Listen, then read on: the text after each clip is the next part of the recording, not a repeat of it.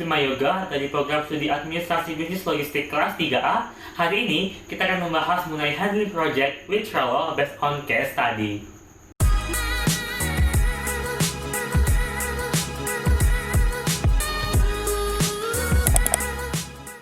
Pada video-video sebelumnya, kita telah membahas mengenai pengenalan Trello, manfaat Trello, hingga berbagai macam fitur yang berguna untuk proses project management.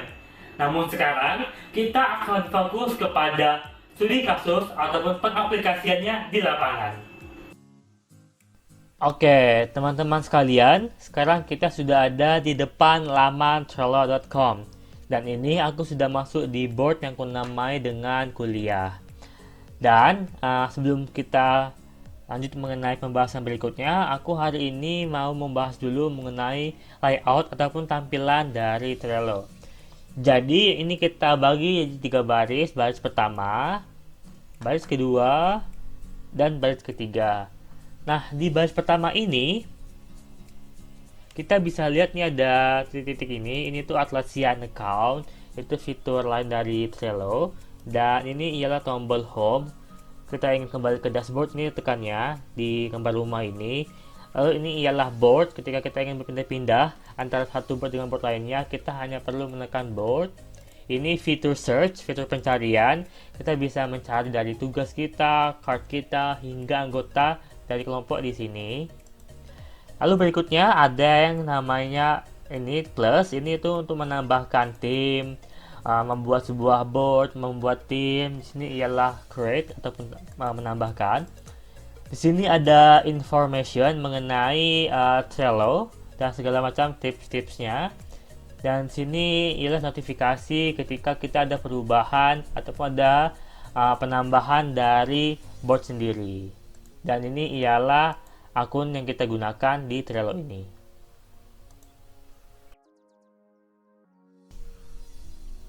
Nah, di baris kedua ada yang namanya board views. Nah, di sini kita bisa lihat dari boardnya, kalender, ataupun dari segi lokasinya. Ini akan kubahas lebih lanjut setelah ini ya. Lalu ini ialah nama dari board kita. Ini kita bisa ubah-ubah sesuai keinginan kita ya. Dan berikutnya ialah ini favorite board. Jika kita memiliki banyak board, kita bisa menekan bintang ini supaya board kita berada di paling atas. Ini ialah tim ataupun member dari board ini, dari project ini.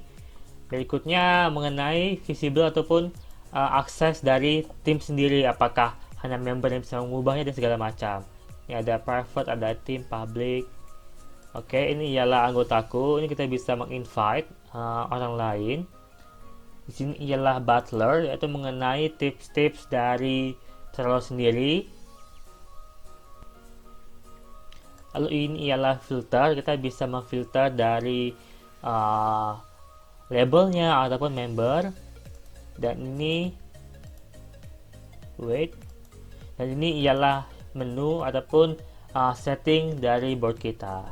Setting. Dan ini ialah histori aktivitas kita. Selanjutnya di baris ketiga ataupun terakhir, ini namanya list, dan ini kita namakan card. Jadi di sini aku udah membuat 3 list, yaitu to do, doing, dan done. Dan ini kita bisa nambahin list baru kalau teman-teman rasa perlu. Tapi ini ialah basic dari Trello sendiri, yaitu to do, doing, dan done. Nah, sekarang kita akan berpindah board supaya teman-teman paham lagi sesuai bagaimana praktik di lapangannya. Ini kita akan berpindah ke board startup. Mengapa startup? Ya karena zaman sekarang lagi tren-trennya startup, jadi kita seolah-olah bisa bagaimana menghandle sebuah startup. Iya, oke. Nah, di sini aku udah membuat berbagai macam list, yaitu to do, doing, done, dan juga stagnan ataupun sosial media. Dan ini tentunya list ini bergantung sesuai kebutuhan teman-teman masing-masing. Oke, jadi sekarang kita akan nyoba membuat card. Di sini aku namai dengan business model canvas, karena ya setiap startup wajib tahu apa itu namanya BMC ataupun business model canvas. Aku tambahin. Lalu ku masukin segala macam members dan labelnya. Siapa yang berpartisipasi di card ini, di tugas ini. Misalnya ini. Lalu due date-nya setting 18. Oke, ini kita udah atur segala macam ininya. Ini kita bisa menambahkan sesuai keinginan kita. Oke. Nah, ini sudah kita buat, dan sekarang yang tadi aku bilang kita bisa melihat board views-nya ini dari kita lihat defaultnya yaitu dari segi board, tapi kita juga bisa melihat dari tanggal ataupun kalender. Ini dari kalendernya. Nah, jadi nih ketika kita menambahkan di sebuah card ataupun teks kita sebuah tanggal ataupun deadline, itu akan ada seperti ini, not kecil kapan paling terakhir kali disiapkan ataupun diselesaikan. Ini dia. Nah, ini penjelasannya. Ketika kita tekan akan ada penjelasan yang muncul.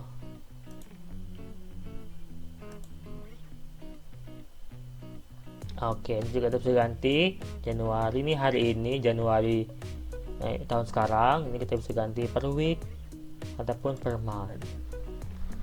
Oke. Kunci dari menggunakan Trello ini ialah bagaimana teman-teman bisa mengeliskan apa-apa aja yang perlu dilakukan, lalu membuat sebuah deadline-nya, dan ketika sudah selesai segera memindahkannya ke list yang sudah disiapkan. Misalnya kamu sudah menyiapkan example budget nih kan, lalu kita pindahkan di sini.